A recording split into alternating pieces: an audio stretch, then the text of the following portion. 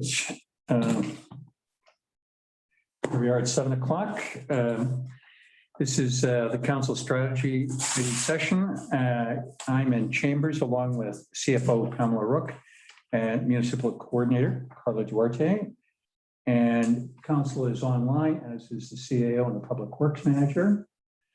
And I'm calling the meeting to order. It is now 7 o'clock. I'll put forward a motion to adopt the agenda. Can I have a second, please? Thank you very much. Any changes, amendments, additions, deletions to the agenda? CAO, anything? Nope. Council colleagues, any changes, amendments? There being nothing. CAO? No, I don't have anything. Okay, Councillor Cunliffe, if you didn't intend to, you're unmuted. Yeah, sorry. That's Thank you. No changes. Okay, I will call a motion. All those confirming the adoption of the agenda as presented, please confirm by saying yes. Yes. yes. Thank you very much. Approved. Public participation. I'm not sure. Nope, there is no public, no participation. Item number 4, review and approval of the minutes of the prior meeting, which was March the 16th, and that was the CSC meeting then, and Council Strategy Committee meeting minutes of March 16, 2021 be approved as circulated. I'll put that forward. Can I have a second here, please? I'll take that. Thank you very much, Councillor Bormeier. And any discussion, changes, amendments on this? Councillor Abbott, any? I have a couple of corrections, but I suppose that's business arising. Corrections to what I said, not what was recorded. Thank you. We'll call that business arising if that's okay. Sure. Thank you. Then at business arising, we should go first and I'll go second. Anybody else on changes, amendments, additions, deletions to the? Yeah, I'd like to make a point here. I don't think it's business arising, but there's the wording here is not correct. It's on the report staff. What page are you on? I am on page 5 at B, regarding the fire department's presentation. At the 7th hash mark, there's a comment here: for full-time paid firefighters should attend accredited fire school. Volunteers divided into 4 shifts must have coverage if absent. I'm not sure what was intended by there, but we do not have full-time paid firefighters. We have paid on-call firefighters with something extra for training and practices. So I think if I'm reading this right, it's a factual error. If I'm reading it wrong, I'd like to know what it really means. Oh, sorry. I didn't elaborate properly on that. It was when he was talking about if people should decide to seek out a career as a full-time paid firefighter, then they should attend an accredited fire school. So I can either take that out or just amend it to read that way. Yeah, your amendment would be fine. Amendment to this. Thank you very much. And yes. Just one more to add, because that was in response to a question that I asked, and that was directed at volunteers from outside the community. But what Chief Oliver said is that if you live within the community, attending that, getting that education was not a requirement to be part of the fire squad here in Lions Bay. Thank you very much, Councillor Cunliffe. Any other changes, amendments, additions, deletions? Just to clarify what Councillor Cunliffe just said, I believe that all of the Lions Bay Fire Rescue personnel must have firefighter 1 and 2. So those are courses that would have to be taken by anyone, regardless of whether they lived in the community or not. However, I think what he had referred to was commencing, getting to know the department, understanding what it was all about. But though, in order to actually become a member of the department, there is a certain minimum requirement in order to become a member.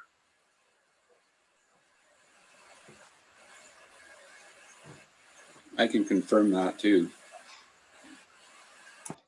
And from my understanding, it was that that would be provided through the firefighter, like the volunteer fire department here in Lions Bay, once you did initiate volunteerism. But I guess that's a question for depending once you actually volunteer. Sorry, I'm just trying to understand how the process works, but it's not a requirement for a resident to have prior to volunteering. It's something that will be required to continue. Is that? I think that the most you could be without the accreditation would be a volunteer in training.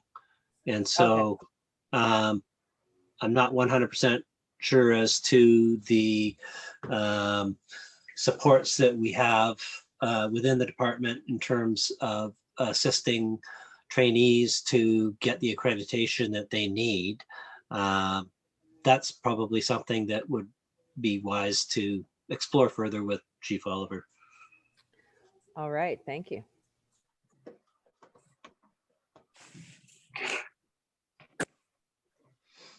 Thank you very much. Again, any changes, amendments, deletions? Otherwise, we'll call the motion. There being none, I will call the motion. All those in favor of the minutes as amended, please confirm by acknowledging by saying yes. Yes. Yes. Yes. Very much carried. Business arising from the minutes, Councillor Abbott. You've got some, I've got some.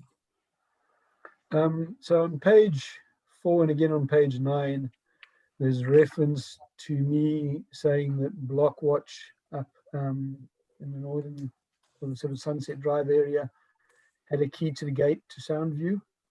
I was incorrect in that. It was a suggestion when Penny was Block Watch, but it never actually happened. The only people that ever had a key that I'm aware of and that we're generally aware of was Chris or Ann Page when he was a councillor or when she worked for the village. They maintained a key. So their residents did have access to a key, but it wasn't through the Block Watch. Since then, I believe it's only the works yard and the fire department that have a key. So I apologize for misleading people. I was wrong. Thank you very much. Anything else, Councillor Abbott? There was one other on a similar vein on page 8. 8. Make that 9, sorry. On page 8, I in discussion on the fire hydrants, I had suggested that to Naya that I thought there might be more fire hydrants. They were less than 5 meters from a driveway, and I thought mine was one. I went the next morning and pasted it, and it's not. It's 8 meters away. So I think Naya's probably accurate. I was just visualizing things a lot closer to driveways than they are. I didn't go look much further than that, but I can confirm that in our case, it looks as if these fire hydrants were set out to be at least 5 meters from driveways in this side of the village, but clearly not in parts of Kelvin Grove. Thank you very much. The workshop manager had that right, not me. Carla, you captured that? Okay. I was made aware of another one on Kelvin Grove Way on Friday, late in the day, which had to be dealt with and was dealt with through the fire chief and the building inspector, and the equipment was moved, but the fire hydrant was right in the driveway. So there are a few, and I'm sure that actually I'm going to make a point of itemizing exactly which ones they are, where they are, and how many there are. So Anecdotally, Peter, I think the Kelvin Grove subdivision made this mistake, but over on the Lions Bay side, it didn't happen. But that's just my observations. Right. They Okay. do seem to be more than 5. I'm sure we hope you're correct, Councillor Abbott. I'll be correcting myself next week. I'll stop talking. Well, I was thinking it's just like there'd be fewer, that's all. There we go. Okay. Anything else, Councillor Abbott? No, I'm good, thanks. I don't believe anybody else had any. Otherwise, please speak now. Otherwise, I'll do mine. Thank you very much. And as I mentioned just before we came on, mine were referencing Tamara Ledger, who participated in public engagement on page 4 and again on page 9. And I just want to make sure I've got this right. So on page 4, this is entirely about the key and sound view. And we had asked that staff respond to Tamara. If I could ask staff to do that, that would be appreciated. On the next item, which is, again, Tamara, on the middle of page 9, somehow the sound view key came up again, and Councillor Rabbit with the block watch piece. So we'll presume that's all part of staff's response, I guess. If we could get that out in the next little while, it'd be appreciated. I think on the absences, if I'm reading the first line, she questions council absence at the meeting and expressed her concern around absenteeism and requested a written response to her question. I don't believe that we agreed to that. I provided a verbal answer. I'm prepared to confirm it again. CAO, what would your guidance be? Well, I would suggest that in the same correspondence that I respond to Ms. Leisure with respect to block watch and key for the gate, I will also include reference to information that pertains to her inquiries about attendance and what the rules are. The rules are clearly set out in section 125 of the community charter, which stipulate that if a council member is absent from council meetings for a period of 60 days, 60 consecutive days, or 4 consecutive regularly scheduled council meetings, i.e. not CSCs or special meetings, whichever is longer time period, the council member is disqualified from holding office in accordance with subsection 6. And then subsection 6 goes on to say, not too much more. Subsection 7, however, says that the disqualification under subsection 5 does not apply if the absence is because of illness or injury or is with the leave of the council. So we have had circumstances in the past where that has arisen, and council has, with full knowledge of circumstances of a particular council member, provided dispensation to miss a series of council meetings when there was really extenuating circumstances. So that's what the charter provides for. A municipal bylaw cannot vary those terms. It can make them more stringent, can't make them less stringent. So I guess it can vary, but in any event, we don't have a bylaw that varies these particular circumstances. So the charter provisions are what would apply in our circumstances. And we don't have anybody who meets these thresholds within this term. So at this point, it has not been an item of issue until Ms. Leger rose it or brought it up in the meeting. Thank you very much, CAO. I appreciate you responding on behalf of all of us. That concludes my piece on business arising. On clarity, so the minutes actually said 3 consecutive meetings, so you're going to correct that, Peter? Sorry, say that again? The minutes actually quoted you as saying 3 consecutive meetings, not 4. So you just make sure you correct that. No, I think our bylaw used to provide for 3 consecutive meetings, but that was amended last term, I believe. So that provision was taken right out of the bylaw.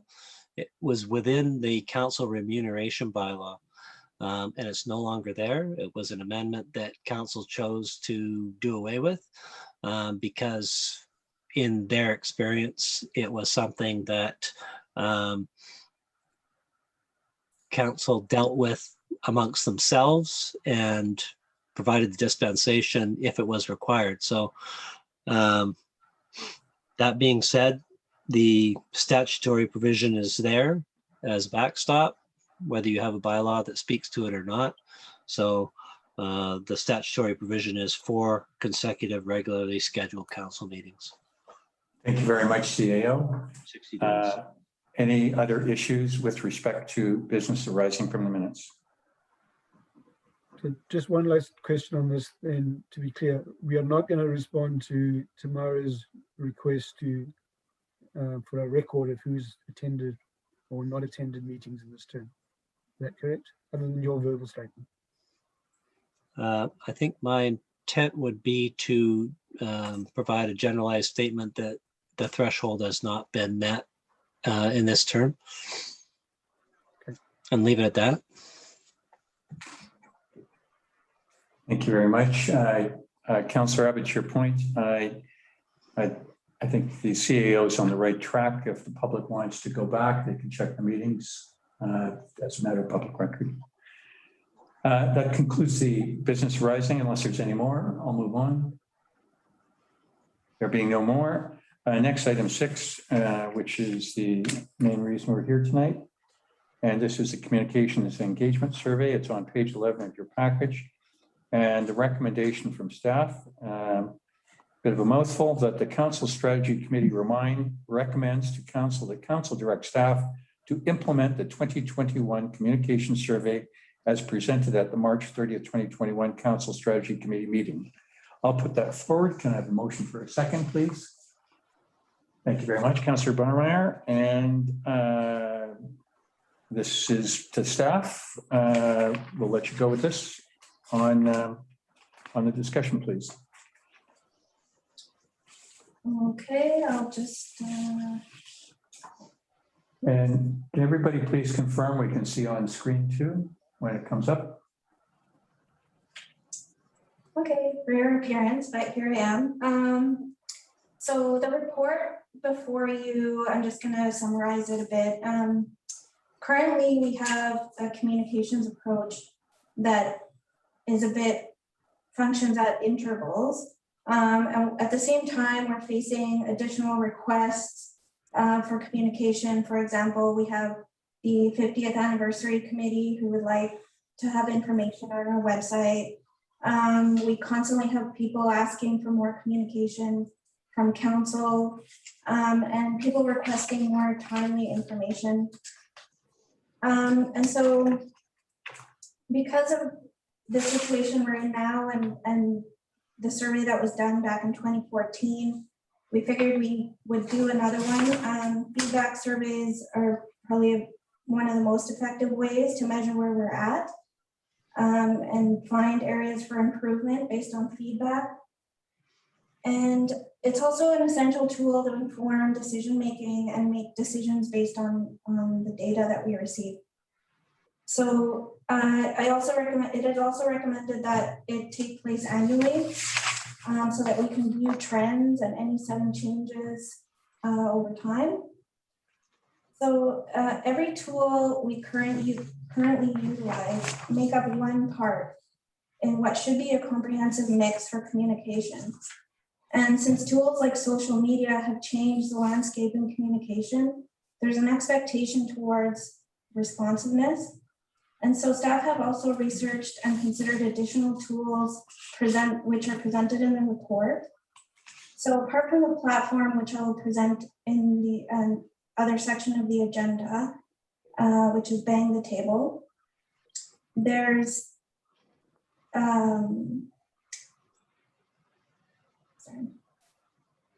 So yeah, apart from the platform that will be presented, there's a survey and council discussion on communication. Staff have noted that certain tools such as constant contact have become limited due to the nature they are intended to serve, which was predominantly e-commerce. And the number of subscribers has been increasing.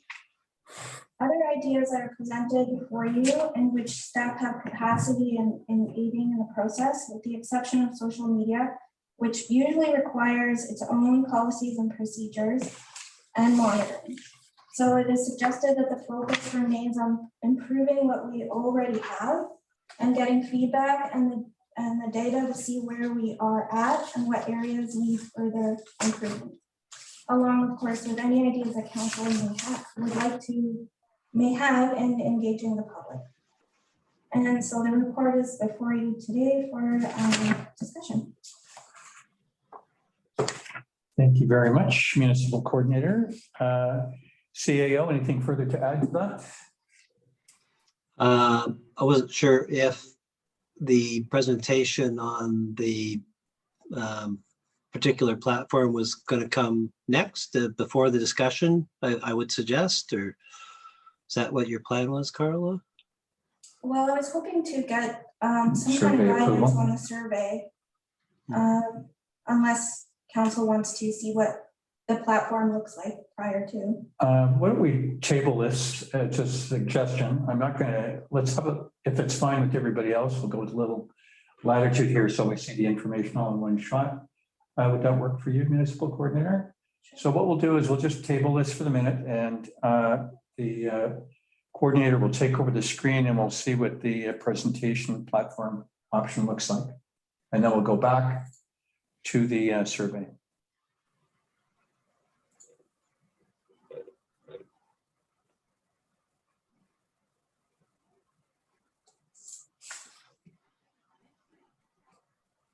So this is a platform called Bang the Table, and it's an engagement platform that allows two-way communication between residents and staff and council. It's a platform that's being used increasingly in many communities, and it was designed by a planner, so it has a lot of tools that are relevant to local government.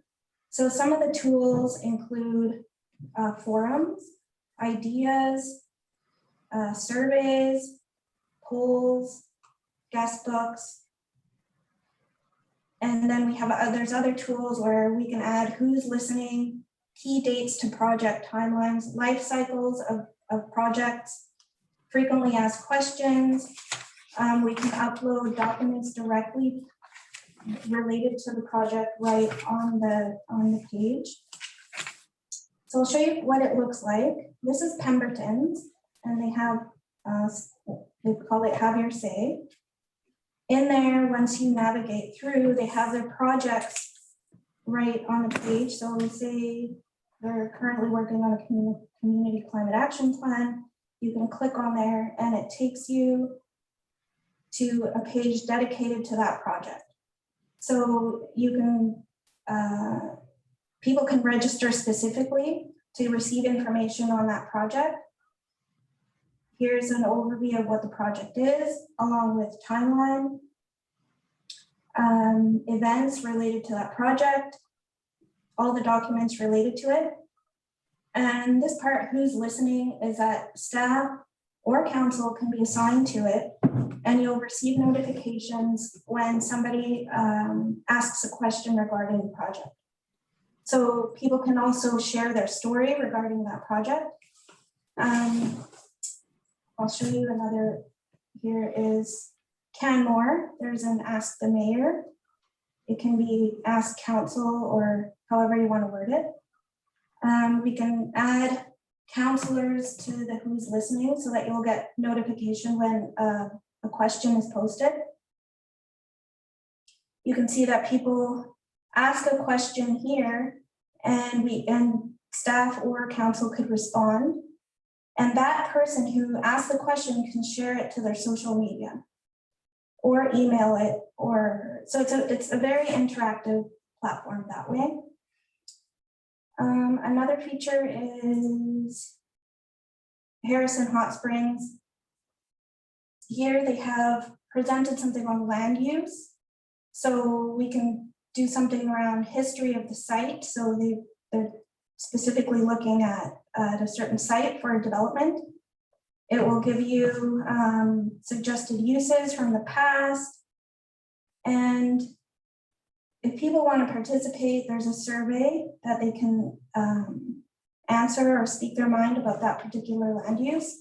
So in this, I think they directly ask, you know, where do you want to see this public land go? And a survey can be uploaded directly, and we can receive information regarding that from this platform. Let's see.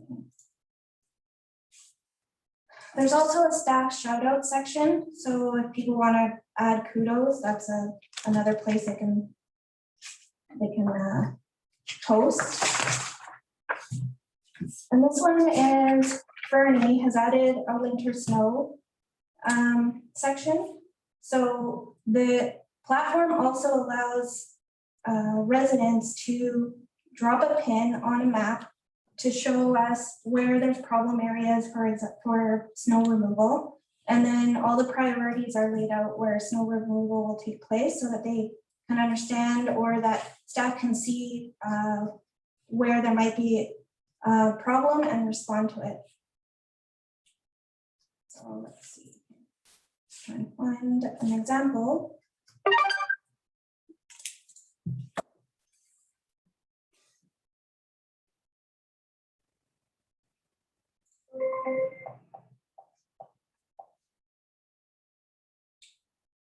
So for example, let's see here, zoom in. Somebody named PJC posted something about snow removal there, and feedback regarding that as well.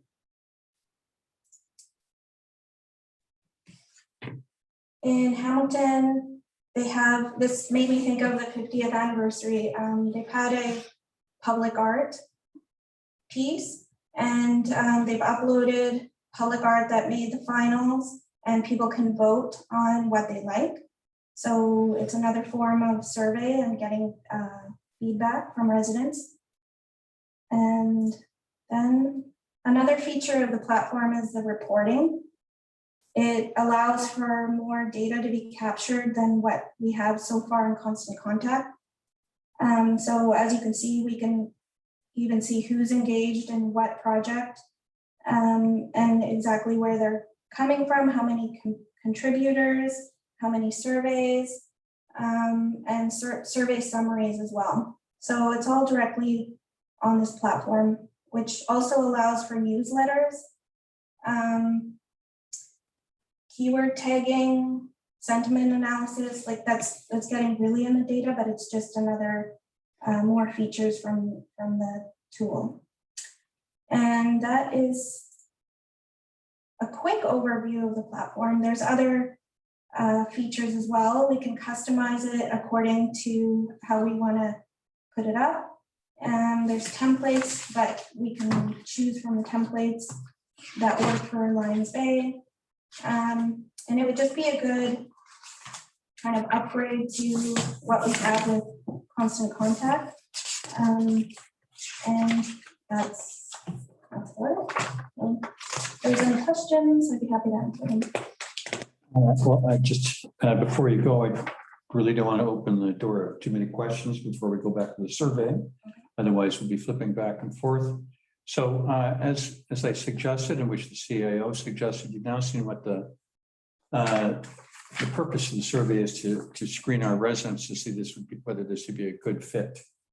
So we'll again table this piece and go back to the communication and engagement survey, which was tabled, and we'll go with that.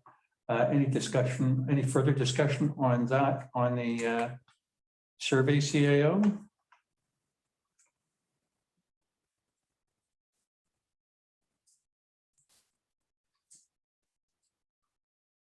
Presume no.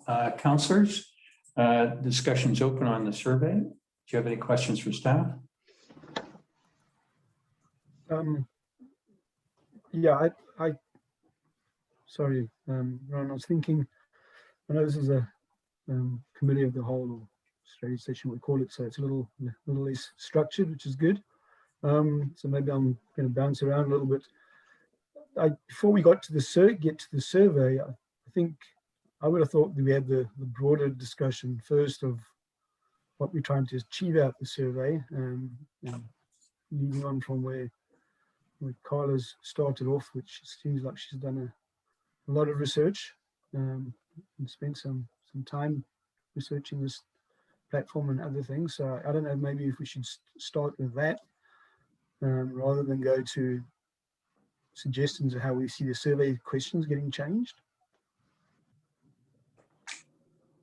I'm flexible on this, although confused that we adopted the agenda in this format and now we're shifting it.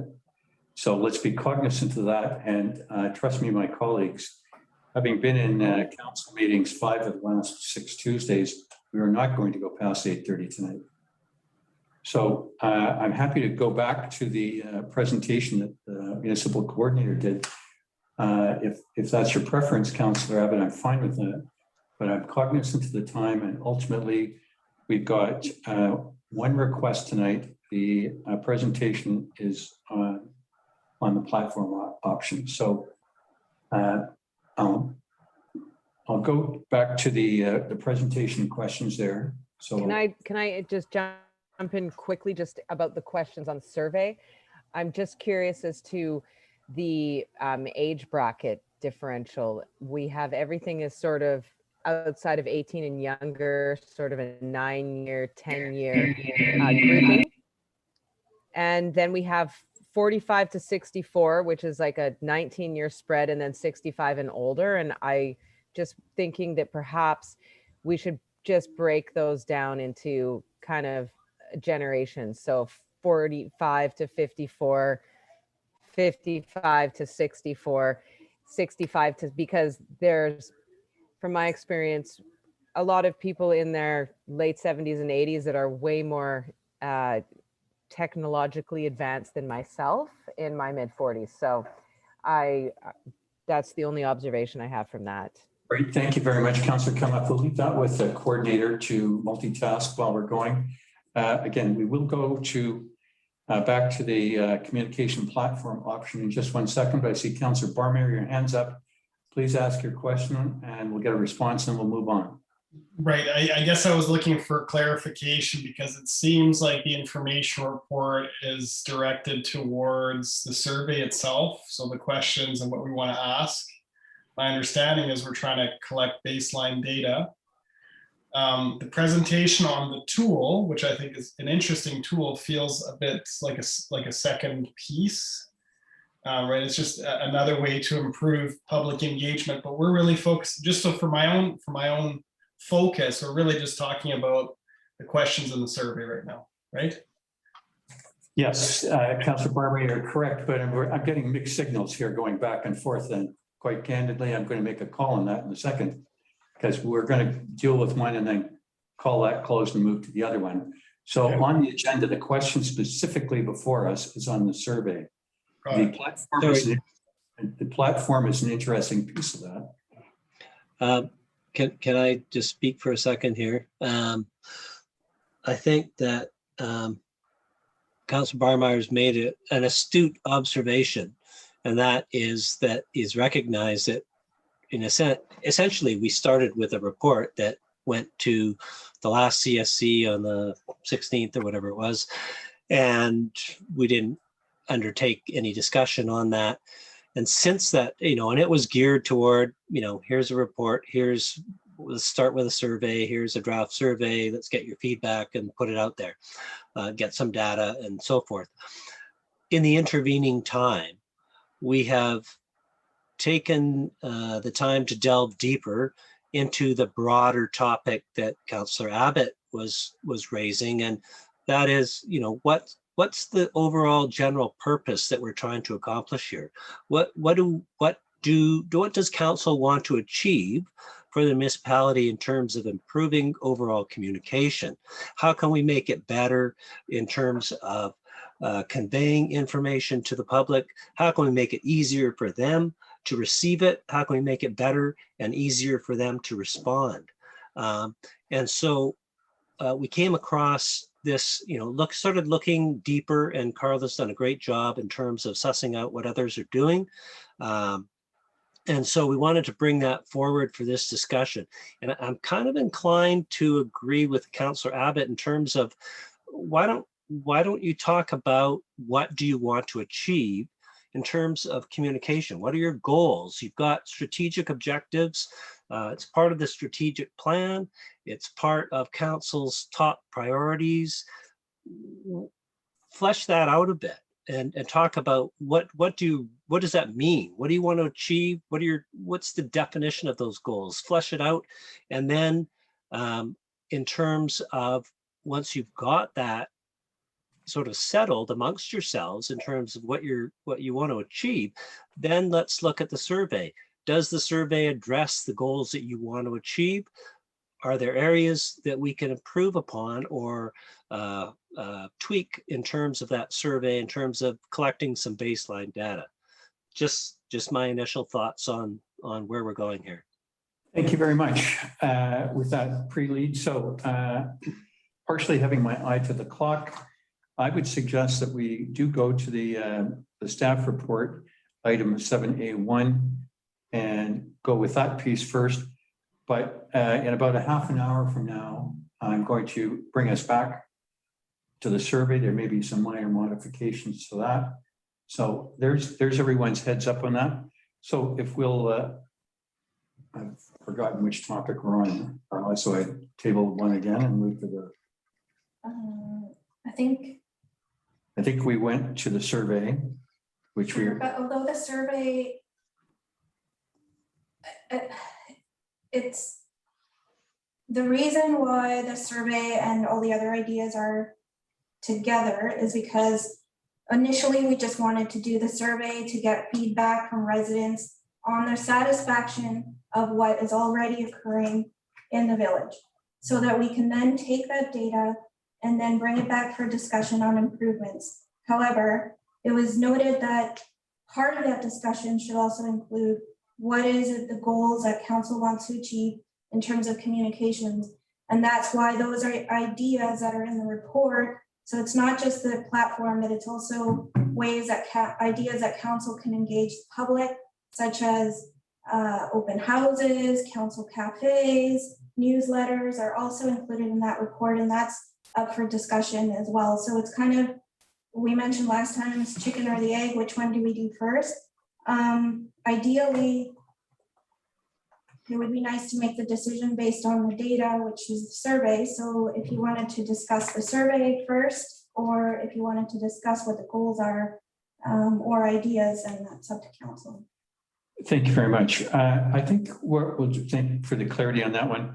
The survey is fairly clinical. We're either in favor of it or there might be some tweaking to it, I'm going to suggest. So I'm going to leave 15 or 20 minutes for that at the end. So I think we'll go over to, so if that's where we were, I'm going to table that. So we are going to go to 7A1 to the communication platform that's been suggested for us. So I'll open that piece up for discussion. This is not about approving, it is completely discussion. So with that, why don't we go in reverse order? Councillor Cunliffe, any assessment, any thoughts? What's your objective in terms of communication with the community? And would this platform fit into your goals and achievement desires? Okay, well, I find the platform interesting, but I will be the first to say that I am not a social media person at all. So I'm probably the last person that would be able to really weigh in on this without the data from the survey. Like I said, there's many neighbors that are well into their 70s that are far more versed in social media than myself, and they keep me up to date.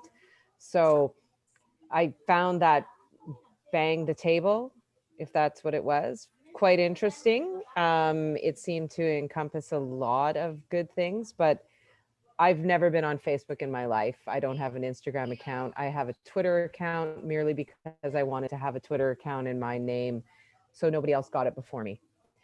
So I have a very little interest in social media. I have almost no curiosity. So really, I'm looking for 100% direction from the community and what they feel will work for them. And I would be happy to support and dive into that. Outside of that, I don't have much to offer. I apologize. Thank you very much, Councillor Cunliffe. I don't think you're alone. Much of what you have to say is identical to myself. I find the platform very interesting. I like the public engagement interesting. I like what appears to be interactive data storage kind of thing, where if you want to find out what's happening with climate action or the 50th or PRVs, you can go right there and it's a live time, real time kind of thing. So I kind of like that. I'm not going to steal any more showing this. I'll come back to me last. Councillor Barmare, your thoughts on the platform? Yeah, I mean, the platform is one piece of the puzzle, and I have to come back to Carla's strategy, which I think is sound, in that we collect data first so we understand what's working for the village. But even that presents a conundrum. So how do we get the survey out there and actually engage on that front? I think that it's sort of, to Carla's point, it's a chicken and an egg.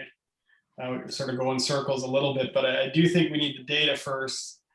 And then the second piece to me is what's the tool that people will use? And it's generally going to be a phone or a computer. And you really don't want to direct to too many different locations. Ideally, it's just our website. Ideally, it's an app-friendly website. So if you have your phone, you can, access all the widgets and all the tools that are out there. If there's a survey button built into the website, great. If there's a feedback button built into the website, awesome. My concern would be that we are pointing people into too many different places. It would be, one place online, and then the other medium is more traditional, whether it's letters or other forms of reaching out, the mail room, more traditional means of reaching out to people. But in terms of social media and the tool that you use, I don't think that we should be spreading ourselves too thin.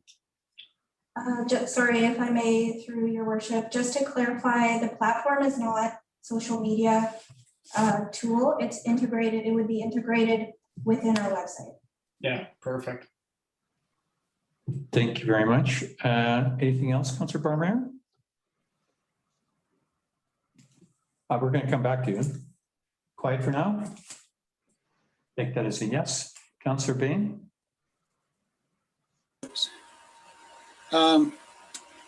Yeah, it's kind of an odd title to call something that, bang the table. It brings back memories of Nikita Khrushchev at the UN pounding the table with his shoe. I don't think that's a fair comparison, but anyhow, preamble. I think the idea is you've got to have your principles in mind before the data makes any sense, and I think you also have to have your purpose in answering the question, what do you want from the data? And the data can only go so far because it gets a little somewhat sterile and mechanical and everything.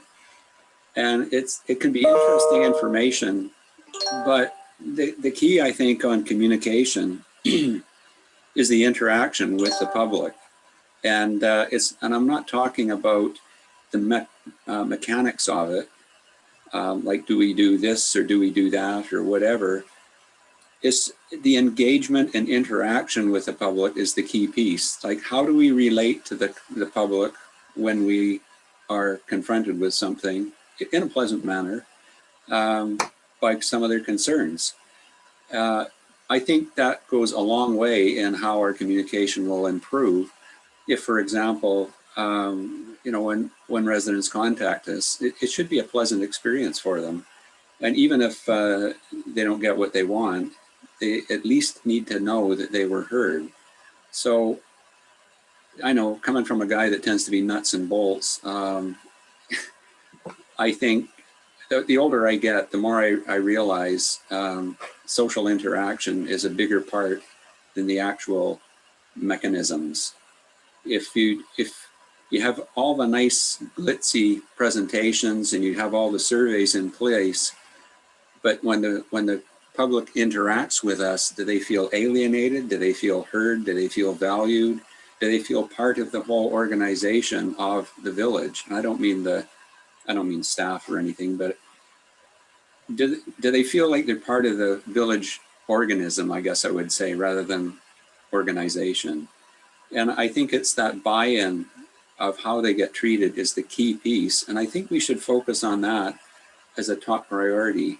How can people feel respected whenever we come in contact with them? And I think it's reciprocal too. Most of the interaction I get with the public comes when I'm walking the dog. People come up to me and ask all kinds of questions, make comments. And it's a friendly interaction, and they may not realize it, but I'm gleaning all kinds of stuff out of what they're talking about. And yet they just thought they were having a pleasant conversation. And I'm not trying to be deceptive. It's just the interaction and engagement, I think, is the key piece of our communications. And I'll leave it at that. Thank you very much. If I was to ask you, and this isn't a trick question, so relative to the platform itself, I'm going to take the leap, Councillor Bain, that you believe that it might be interesting, it might be effective, but you would be suggesting we go slowly. I think that's a fair comment. Thank you very much. Councillor Abbott, your thoughts? Just a couple of thoughts on what Norm had to say, and then Fred, in your comment now. So first of all, I agree with Norm wholeheartedly. We need to drive people to one place, and I was sitting down writing notes here. We need to focus on the website. We need to improve the website. There's everything from missing data to search engines that are really clunky. You slightly misspell something, or if the Bible is misspelt, and we had an encroachment Bible for a long time, you can never find it because some eventually realized it was encroachment, not encroachment. But those kind of things is what I think we need to spend some time on. What I didn't realize until a few minutes ago is that Carl is suggesting that this bang the table is going to be used to support and improve the website. I was sitting listening and thinking this is something in parallel and is going to end up taking time and dilute the effort on focusing on the website. So if it's actually meant to improve the website, then I'm looking at it from a different point of view. I definitely resonate with the go slowly. As Carla was going through what some other municipalities done, I'm just imagining the staff hours that it might take. So that's my reservation. And of course, we don't know what it costs. I don't know what the hosting fees are. Do you need any specialist people to help you with it, or is it really user friendly? In which case, what's the impact on staff hours? So that's my concern about the platform. Councillor Abbott, can I ask you to pause? The municipal coordinator would like to respond. Thanks. Everything being presented to you today is within the capacity of I can manage under my portfolio. We anticipated that comment and question, so I should have mentioned that. And the tool itself would be an improvement to the website, which is, there is limited capacity within the website to do some of the things and the requests we are getting from the public. And same with constant contact. It's just becoming, because of COVID and because of the way people are communicating now online, we need something a little bit more sophisticated, and the website and constant contact have some limitations. Okay, so you would see this platform taking over from the website? Not necessarily over, I believe our website is done in Drupal, which is not a very user-friendly tool. I mean, I'm the expert on this. I just hear family members talk about these things. Yeah, I can attest to the fact that most government websites aren't very user-friendly, and I think this was an attempt, this kind of engagement platform was an attempt to improve it from the engagement side of things, because of the way people are interacting more and more online. Okay, so I'll leave that where I left it then. As Norm said, I would see focus on the website and whatever that improvement looks like is our key focus. To what Councillor Bain had to say, or Fred had to say, can use first names in this meeting.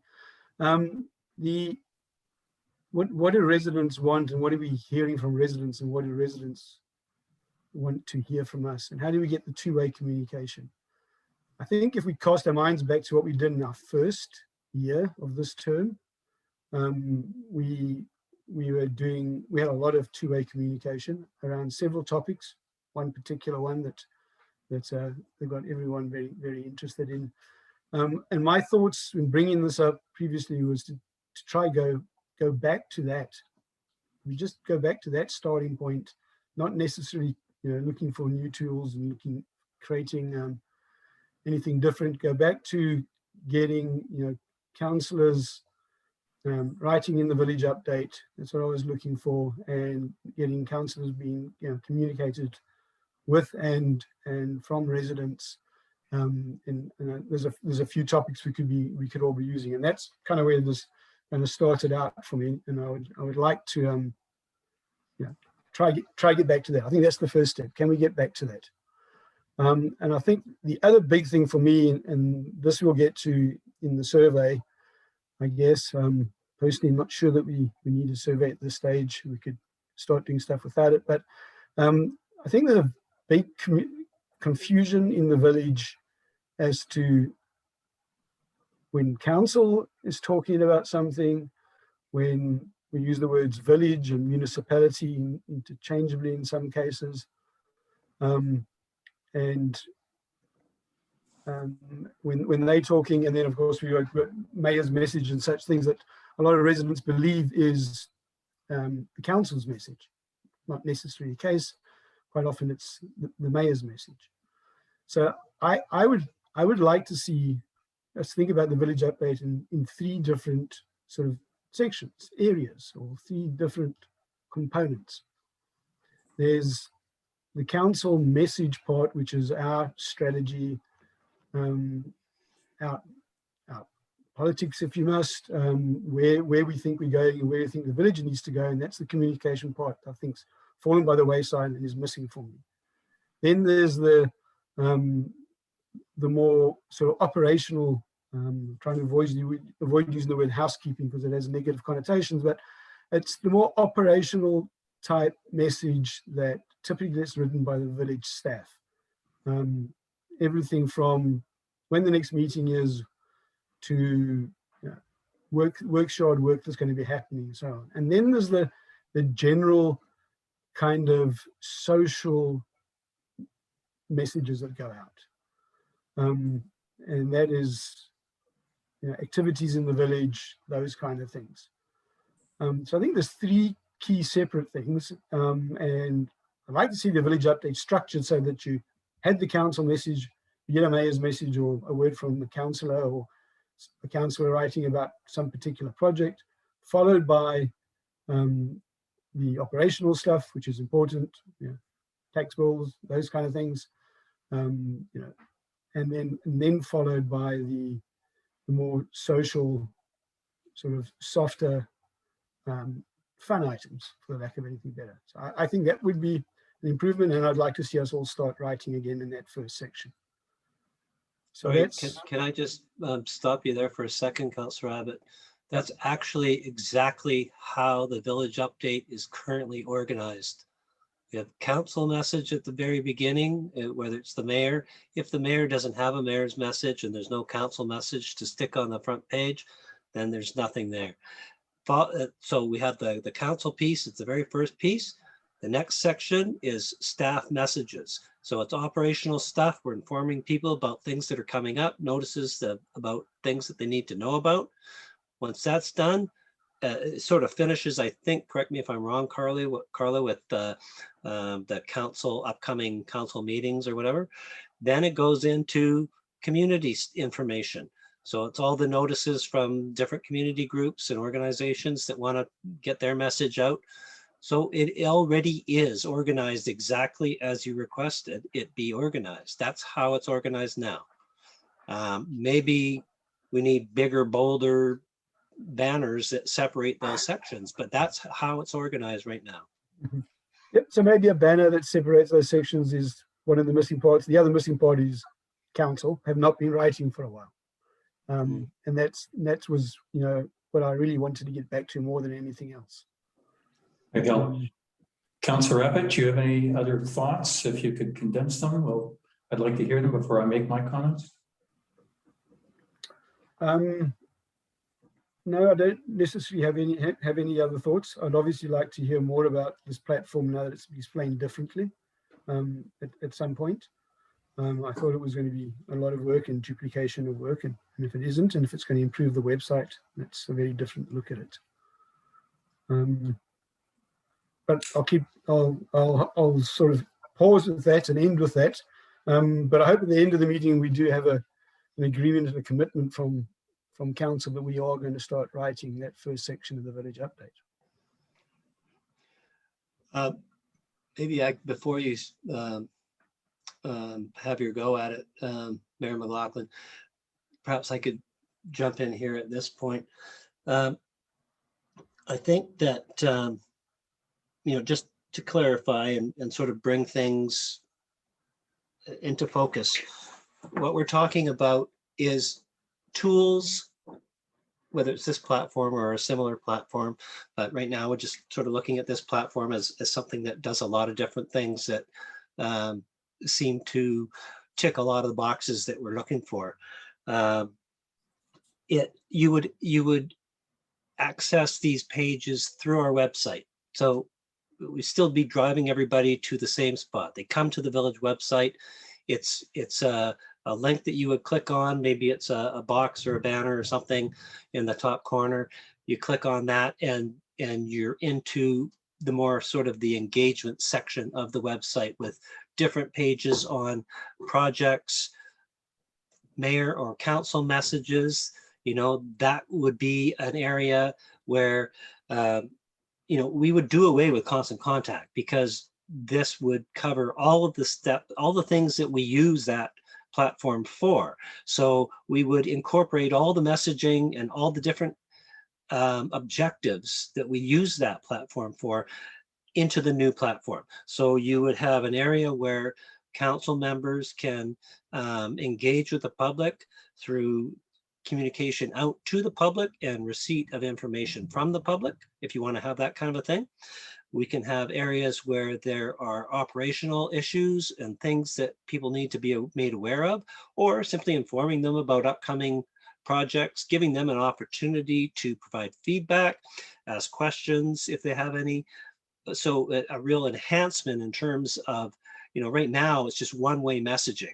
We're just telling people what's coming down the pike, telling them to be aware of something or not. This would be a much broader scope of opportunity, whereby we're telling people the same information, but they have an opportunity to interact with us and to provide feedback on things, or to let us know if, oh, hey, by the way, did you know there's a problem with this or that? Maybe that will impact your notice about this particular item. Oh, good information.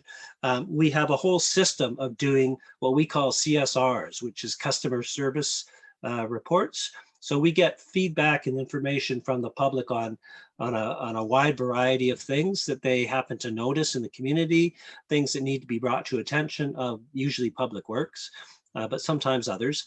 And then NI basically deals with that as a function of I think the task function on his Outlook in his email. This would be provide us with an opportunity to make it a much more engaging way of taking that information, responding to people so that they know that we've received the information and can provide them with feedback. They can, as Carla mentioned, drop pins on maps and say, there's an issue here with, illegal dumping or snow removal or whatever the case may be. And a lot more opportunity for us to have two-way communication and for people to feel like they're being engaged in the conversation and part of the whole process. So I think it's a real opportunity that needs to be carefully considered. And there's some other aspects that Carla didn't bring up. One is that they do have, this particular platform has a 24/7 monitor, so that if there's any, sort of a rogue person out there that's trying to cause trouble, then they monitor that and ensure that things don't get away from you on things. Obviously, it's still up to staff to respond or correct information if there's misinformation out there, but it's a much more engaging opportunity for both staff and council, and on the other side of the coin, for community members to engage and provide feedback and thoughts about things. I don't know. It seems like we're able to do all the things that we do now through other means, through a website that's quite limited in terms of its abilities. It has a nice look and it's quite easy to use. The back end is really easy to use. But in terms of doing all these other engagement type things, it's very limited. As well, Constant Contact is very limited in terms of what we can do. Even in terms of the fonts we use, we don't even have a choice of fonts. So there's a lot to be said for moving in this kind of a direction, and instead of what we're doing now and trying to just sort of add little tiny iterative pieces through an extra mail out, or council members writing pieces more often in the village update. You could still do that, but you can do so much more. So I think that's the key takeaway here. Thank you very much, CAO. And I'll close off and then we'll give another minute for a final piece. The biggest concern for me, and CAO DeJong put my mind at rest late last week, and I worried considerably about capacity of our staff to do this, and that this might have been too much to bite off, and that we would have committed something to the community only to find that we couldn't service it or delivered poor service. So I've heard it from the CAO that it's we're getting better bang for our buck, and my fears on capacity should be put aside for the time being. So that's a big plus for me. I think as we slowly go into this platform or this option, I'm in favor of it. I like the able to segregate current historical data, better arrange topics, both passive and active feedback opportunities. Only because I saw that several of the mayors said, write me, and I get lots of letters every day. I don't want to build an expectation of turnaround, and sometimes once things have been asked and answered 3 times, it gets a little tiresome. So I'll leave that as a bunch of work in progress. I think if I can categorize the viewpoint of council, this is a good option. If there's still some working through, but then staff's got some work to do too. I think it's a good presentation. I look forward to more information on this as it's appropriate. I'll give my council members a final call on this one. I've got another couple of minutes, but I really would like to zip through to the survey and have public engagement tonight. So council members, any final comments? Yeah, could I just ask what the cost of this to operate this platform, or whatever you want to call it? Carla, you got that handy? Yeah, so it's $2,500 a year, and for the first year there is an implementation fee. So for the year 1 it would be $5,000, and every year after that would be $2,500. And did they do the maintenance and troubleshooting, and if things go to, you know what? Yeah, so what that means is they have monitoring staff, so that they assign it based on population, and so that would be the cost to a municipality our size. Thank you very much. Council members, I'm going to put forward the motion to receive this presentation. Can I have a second? Sorry, Ron, just for context on that cost, and by comparison, what did we pay for the other sort of softwares we use? The Drupal website or Constant Contact? Yeah, for Constant Contact, we pay $610 a year. Okay. And Which the only website, ability to send out a newsletter. So. and I think the website, correct me if I'm wrong, Pam, is $250 a month. Is that right? Yes, that's correct. Go. Yeah. Thank you very much. Councilor Barmeyer, will you second the motion of my putting it forward to receive this report? You're muted, Councilor Barmeyer. Yeah, I second that, and I want to say thanks to Carla for pulling that. Good, thank you very much. Then on the issue of receiving, it's been first and second. I'll call the motion. All those in favor of receiving, please confirm by saying yes. Yes, Yes. Thank you very much. On behalf of all of us, but just as Councilor Barmeyer just said, municipal coordinator, this is a great job, great pioneering work for us. And I can generally say to staff, you have managed to herd cats tonight. Thank you very much. Yes, thank you, Carla. You've got me curious. Appreciate it. Not technically sound, but curious. Okay, thank you very much. Correct. Yes, I echo those. Thanks, Collins. Thank you very much. All right, you got your pats on the back today. Back to unfinished business. So we've already first, second, we're in discussion on this. And Councillor Cunliffe is the only one who's put forward a piece on the age brackets. So I would be fair, Councillor Cunliffe, that you'll leave it with staff to modify this and split the ranges a little finer.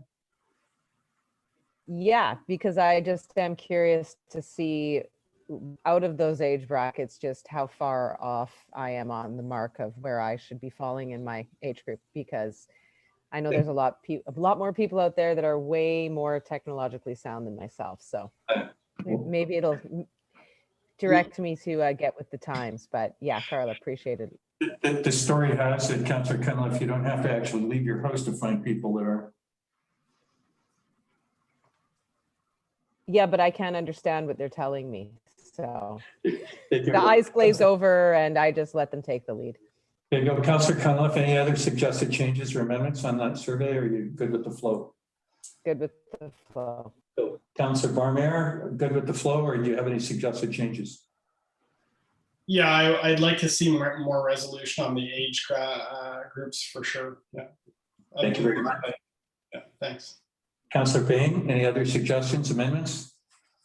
no, I recognize it as a step in the, in a sort of progress, and that's about it, I guess.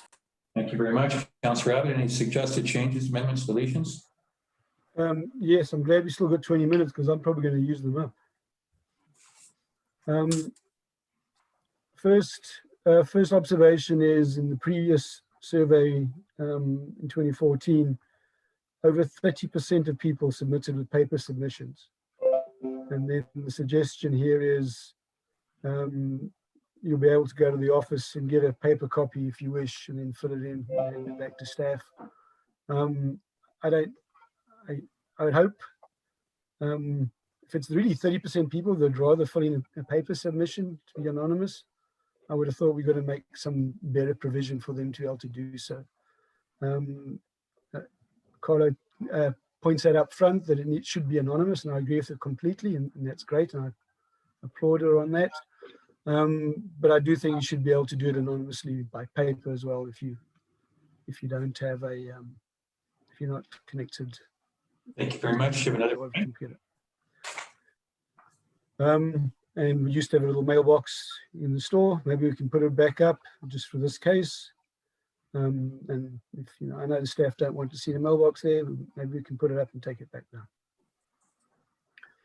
down. That's first observation overall. Secondly, question 4. Overall, I feel well informed about operations and governance of the village. I think to the point I was trying to make earlier, those are two separate issues. I think people might feel they're well informed about operations, but I seem to be seeing emails where they don't think they're well informed about governance or specifically, council's actions. So I think that should be two separate questions. I should concur with you, Councillor Abbott. I'd be interested in that too. Another question, sir? Oh yeah, I'll keep going. On page 5, sorry, not page 5, question 5, the second bullet is village update newsletter. We should probably add the word electronic in there because there is a possibility to pick up a paper copy. And then on, you're informed by village staff. What do we mean by that? Verbal communication, phone calls, I'm not quite sure what that one meant. Sorry, which question? So question 5, which of the following sources do you receive your information about the village of Lions Bay municipality? And then you've got the various bullets. And then one says village staff. Are we referring to going to the office? Yeah, I guess. To phoning the office? think we're not very specific on that. Yeah, I guess it can be specified to be front office staff. It was just meant to be a general, you know, from staff overall. But it can be specified to be whether in or come into the office. Okay, on that same question, maybe just clear that up or make it a little broader in the statement. On that same, in the next bullet down, there's two newsletters and newspapers, I guess they call them news. North Shore News and the Peak. Neither really cover Lions Bay. And then there's the Beacon, which occasionally does, but it isn't listed. Maybe you could just roll them up into a general statement, but I would add the Beacon in, because that does sometimes cover Lions Bay.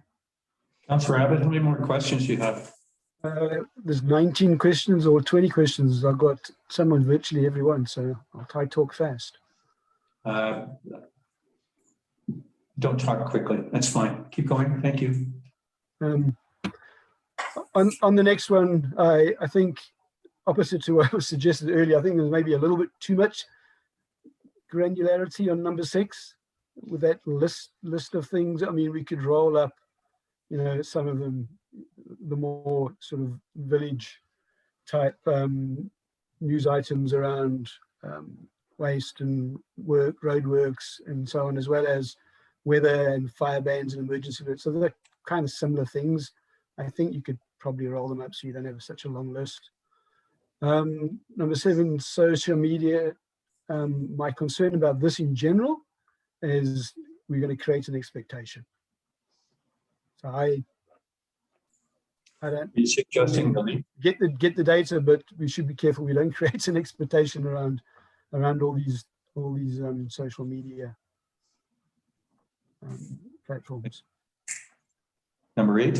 And maybe we should phrase it that way. Number 8 said nothing on. Okay, number 9. Neutral and never use the website is not the same thing. And this repeats several times. You got strongly agree, neutral, disagree, or strongly disagree. Those are the opinionated ones. And then the last one is never use the website. But neutral is not never use the website. They're not the same thing. Number 10, same comment. He's got a good point. Thank you, Councillor Abbott. Number 10, same comment. Thank you. So just pause there for a second, because I think I had the same comment, Councillor Abbott, and Carla had a response that I don't know the extent to which it's has to be this way or what, but maybe Carla can explain it.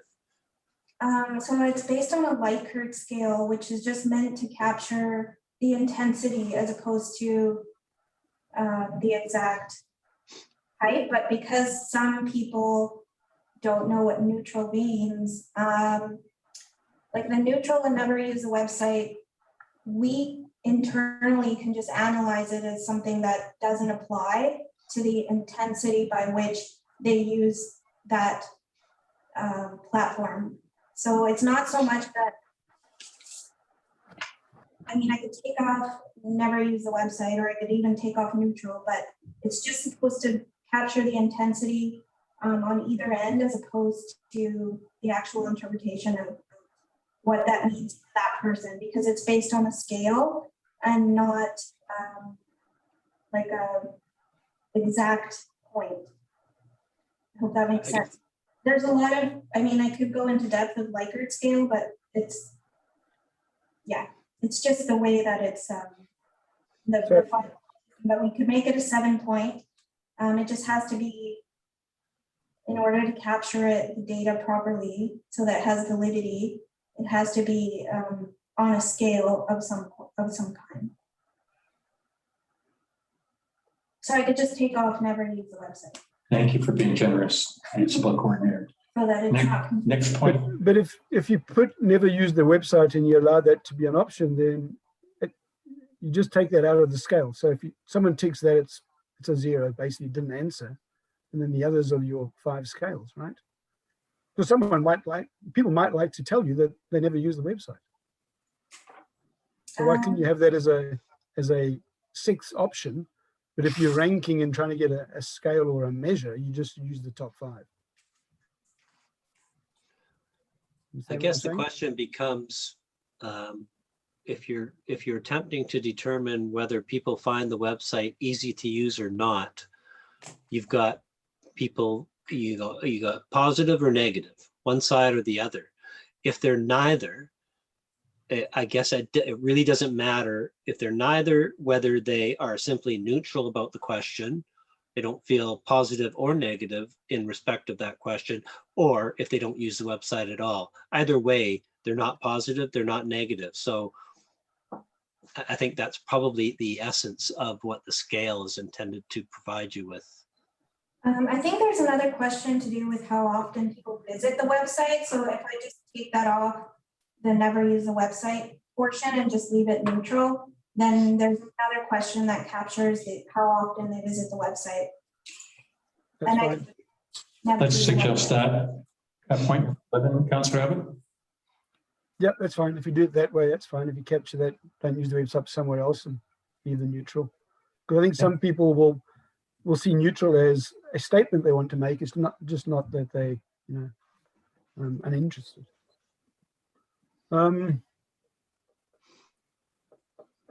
On number 11, I mostly access the village website to find information, tick all that apply. I was going to suggest we add reports in there because that's a part of the website some of us go to. And I don't know if we want to do RFP and opportunities because that's another part of the website that people go to. I'm not sure how well that's used. Those 2 I thought you might want to add if you wanted a bigger list. But then my other question was, do we need to ask this question at all? Can't we tell how often people click on the website and where they go? Do we know the answer to this question?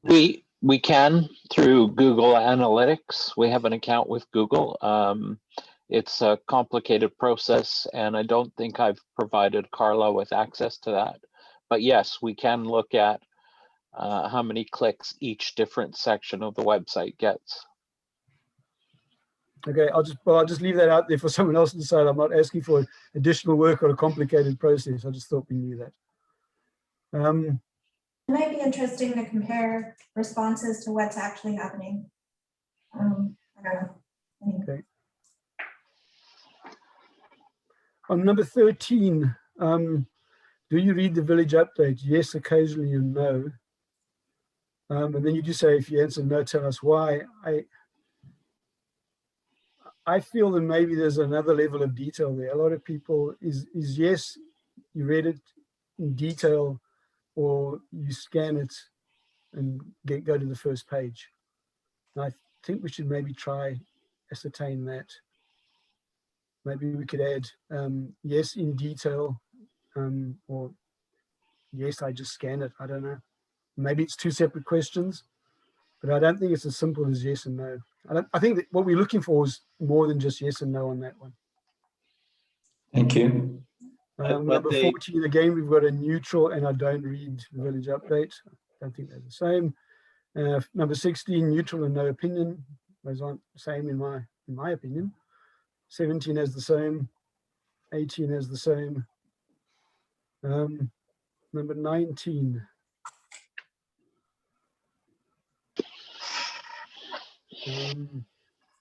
I think here on number 19, so this question says, how do you initiate communication with the village? And then one of those is I send an email to council. And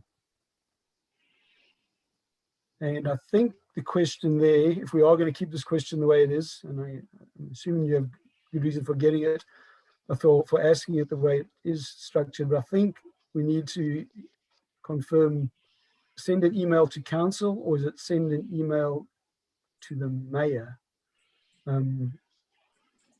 Because a lot of people think they send an email to the mayor, only the mayor, and it goes to council. And I think we need, that's something as part of education, if more than anything else. we need to ask a question that helps people understand that.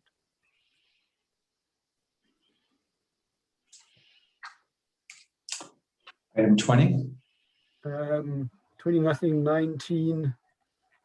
I'm gonna just- I've got, yes, should the village update be on the list?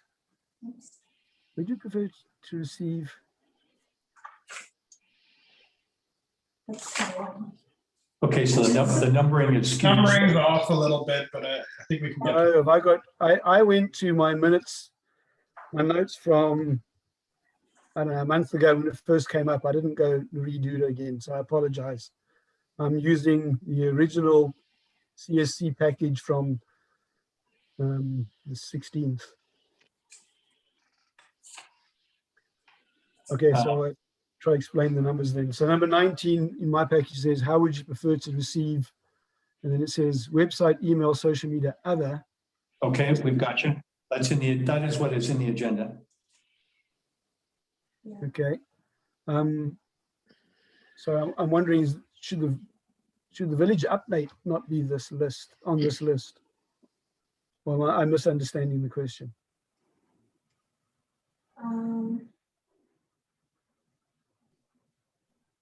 Well, I think if we I think ask, It's asking about subjects, right? It's asking about how you would like to receive information on those subjects. On those subjects, and the way most of it's received is through the village update. yeah, and that's So what, are you just asking which subjects would you like to hear more about? I'm not sure. It says, how would you prefer to receive? yeah, you're right. It's asking about the subjects that are mainly disseminated through the village update at the moment, and whether that's satisfactory or not is what the question is trying to. Okay, I think I want to rephrase the question because I read it a couple of times misunderstanding it. So maybe just rephrase the question. Yeah, It says you're going to do a matrix, Carla. yeah. Oh, that's right. This is the matrix thing. Okay. Is confusing, but it's going to be set up like a matrix where people can. It'll say Gotcha. construct. Okay. In that case, village update will be one of the columns or one of the lines, whichever way around you do it. Thank you. So, Councillor Abbott, the next question, because the numbers are skewed, is the Village of Lions Bay is dedicated to communicating openly and honestly with its citizens. Not sure where that meshes with you. That's number 20 on my list. Next question, yeah. Okay, Okay, and those last few I've got the same opinion of a neutral and no opinion, not necessarily the same thing. Okay. And that is all I have. And then there's the stats from the previous one, as you can see, there are 54 paper submissions. But there are two more on the agenda package. I'll read them to you. The next one is overall, how satisfied are you with communication with the Village of Lions Bay? Very satisfied, satisfied, neutral, no opinion, unsatisfied, very unsatisfied. I've got those minutes as well. Okay, thanks. Okay, To the other page. and then the closer, do you have any comments, feedback? Thank you for that exchange, Councillor Abbott. It's good work by you, good eye on the ball for a variety of reasons. Thank you.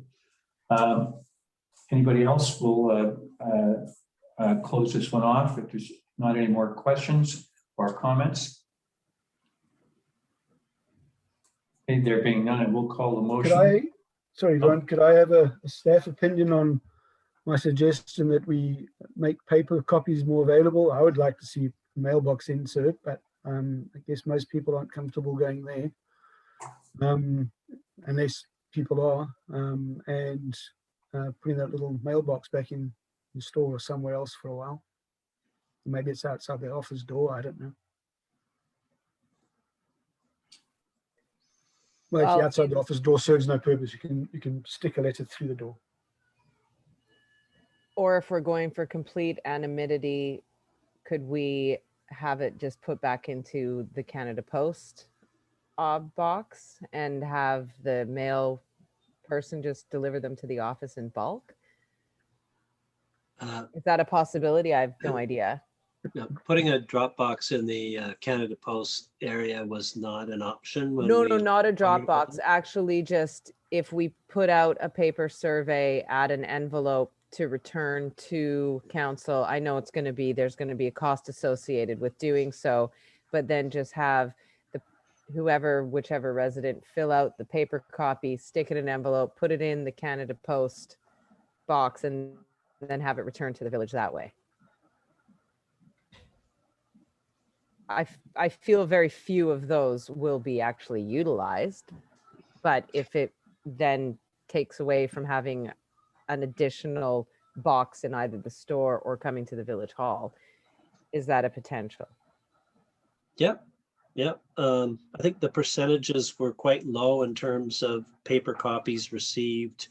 There was, the most paper copies received were via the office, like somebody just dropping it off at the office, whether they walked in and did so or whether they slipped it through the mail slot.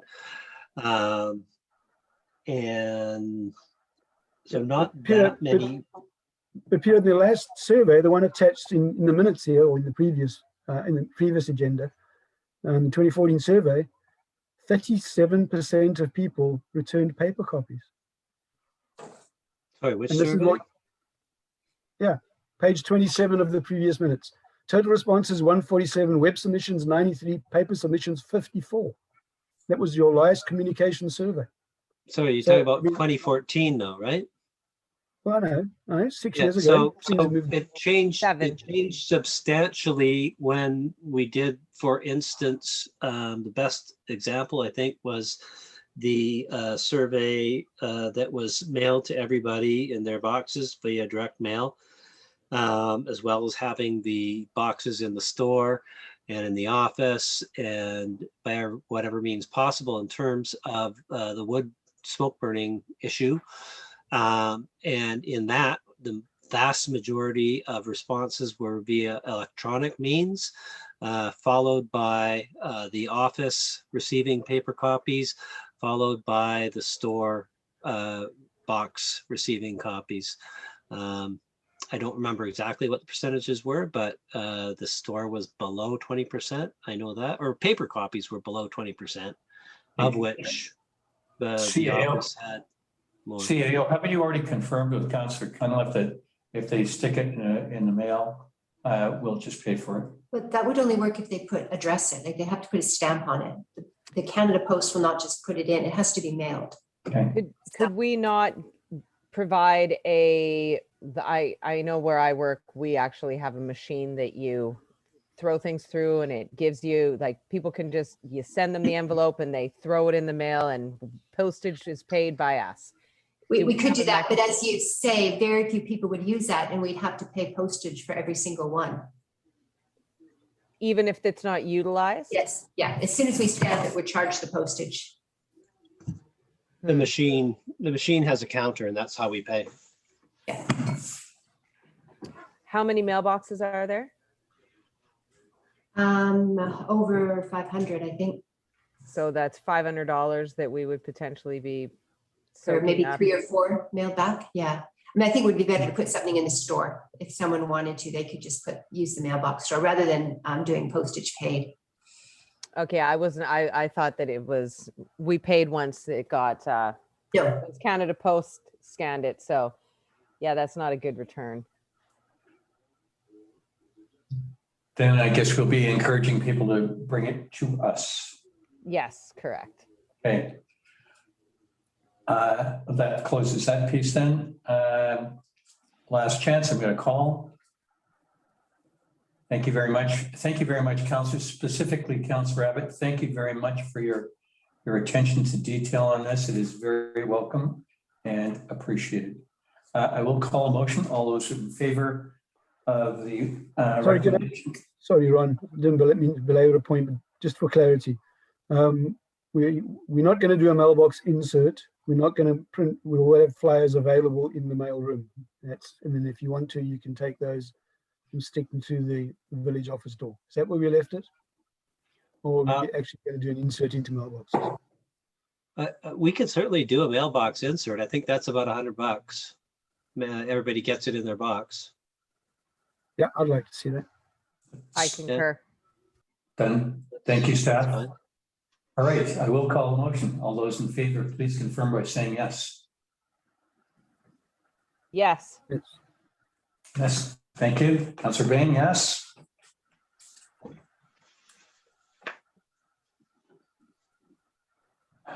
Yes.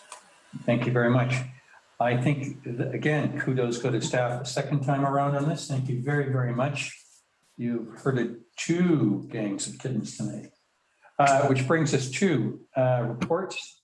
The mayor has none. Council members, I don't think there's anything. Committees, none. New business, none. Public questions and comments. I see we have some of the public on. If one of you would like to unmute, you would go live. Tamara, you're up first. Am I unmuted? Yes, okay. Tamara, I'm not sure where you are, but there's an echo coming from your end. Oh, weird. Can you hear me? Is it still Yes. weird? You're good. Okay. Summer is coming, and my question is, I'm wondering what council is doing to evaluate or reevaluate communication regarding water restrictions when we are most at risk for fires. I understand there's been lots of chatter. We've been all chatting about fire season and our new water tank system. Thank you so much for that upgrade. But I understand that our water system is gravity-based, and it's different from other jurisdictions. So my question is, so for example, when the water tank, my understanding is that when the water tanks are full, we swing in to use it or lose it type of scenario.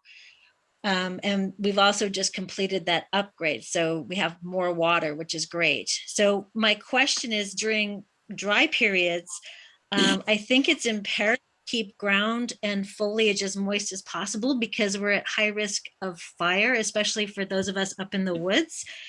So I'm just wondering if council is considering different types of communications that follow our jurisdiction, like the way our water system works, or if we're just simply following other jurisdiction timetables in terms of water restrictions and such. Because typically our water, when West Vancouver, North Vancouver goes on water restriction, we follow their lead, and it doesn't seem to match up necessarily with the way our water system works. So my question is just what is the plan heading into the 2021 fire season with the upgrades that we've done and the new communication style that we've been adopting? And I'm also wondering if council's planning to make good use of the excellent Facebook platforms that we have for those who live locally to communicate amongst ourselves, just to be able to get word out quickly. So that's my question. Thank you. Thank you very much, Tamara. It's on relative to the fire piece, CAO or Public Works Manager. Do you have a quick comment? I'm gonna let Nye talk about how our water works and what our strategies are and why they are what they are. So our water is gravity fed. Our water system is gravity fed, as is probably about 60% of West Vancouver and 100% of North Vancouver. They're all gravity water systems.